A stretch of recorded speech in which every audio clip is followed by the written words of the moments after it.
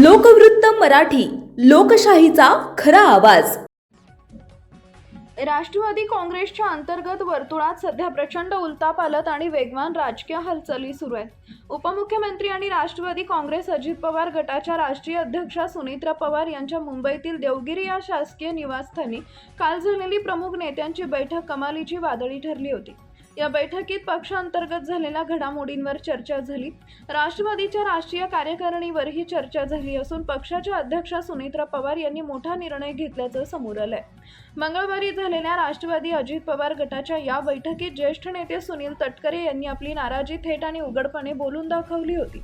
या संपूर्ण नाराजी नाट्यानंतर आता पक्षाच्या राष्ट्रीय अध्यक्ष सुनेत्रा पवार यांनी डॅमेज कंट्रोलसाठी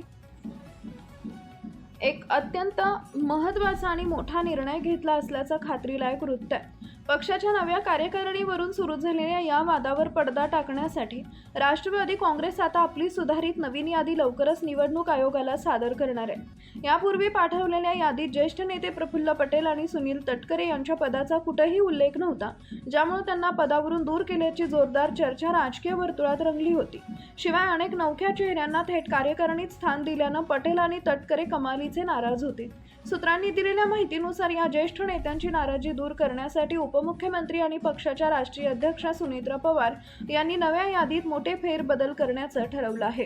त्यानुसार नवाब मलिक यांच्या कन्या सना मलिक यांच्याऐवजी आता थेट ज्येष्ठ नेते हसन मुश्रीफ यांना नवीन कार्यकारिणीत मोठी जबाबदारी मिळण्याची शक्यता आहे. याशिवाय सुबोध मोहिते आणि प्रजापती या नेत्यांना नवीन कार्यकारिणीतून थेट डच्चू दिला जाण्याची शक्यता वर्तवली जाते.